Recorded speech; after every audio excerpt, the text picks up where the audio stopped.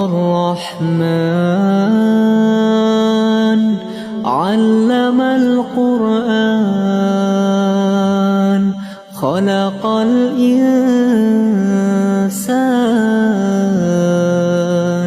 علمه البيان